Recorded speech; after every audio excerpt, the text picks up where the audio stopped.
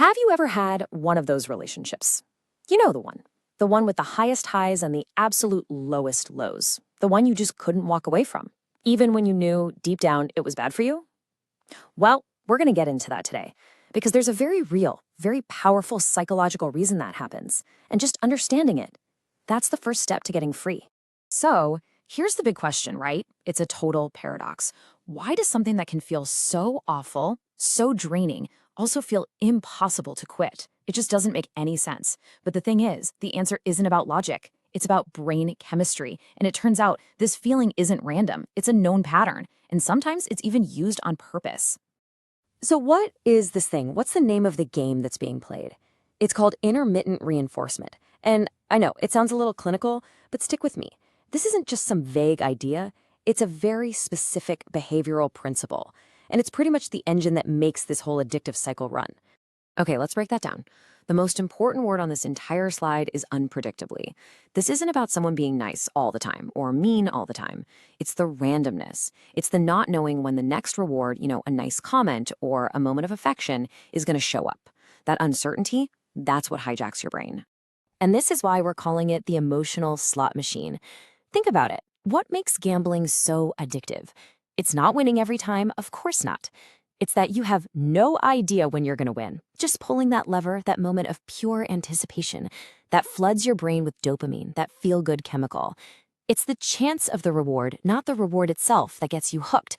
And in these relationships, that unpredictable affection, it works the exact same way.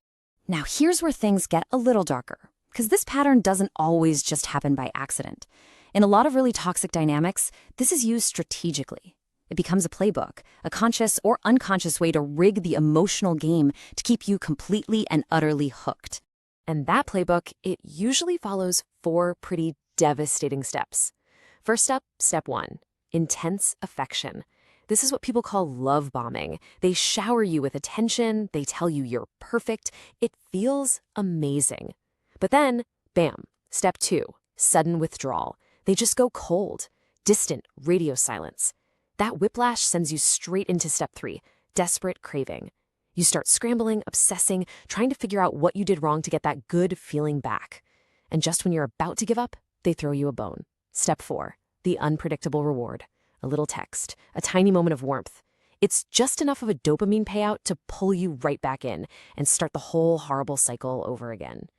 So seeing the playbook laid out like that is one thing, but how are you supposed to recognize it when you're in the middle of it all? When the emotions are running high? Well, the key is learning to tell the difference between what real love feels like and what it feels like to be programmed. Because believe me, they are not the same thing. And this, right here, this is the cheat sheet. Real love, the healthy kind, it's built on stability, not the chaos of unpredictability. It makes you feel a deep sense of security, not a constant stomach-churning anxiety. And its bedrock is consistency, not this desperate obsession to win back someone's approval. When you put them side by side like this, man, the difference is night and day. Which brings us to what might be the biggest aha moment of all. Just let this one sink in for a second. You aren't in love, you're being programmed. This sentence changes everything. It reframes the entire experience. It's no longer a tragic romance you're fighting for. It's what it actually is. Behavioral conditioning. You're not fighting for love. You're just reacting to a pattern designed to keep you addicted. Realizing that is so incredibly empowering. It really is. But just knowing isn't always enough, right? So what's the first practical step you can actually take to walk away from this emotional slot machine for good? Your most powerful weapon is awareness.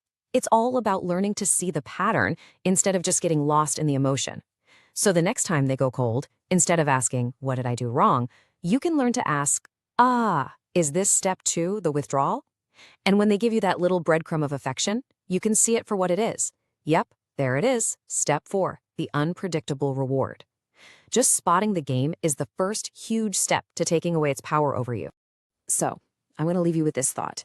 We've pulled back the curtain, you know the game, you've seen the playbook, and you know the prize is totally rigged. The only question left is, now that you know how it all works, can you spot the machine in your own life?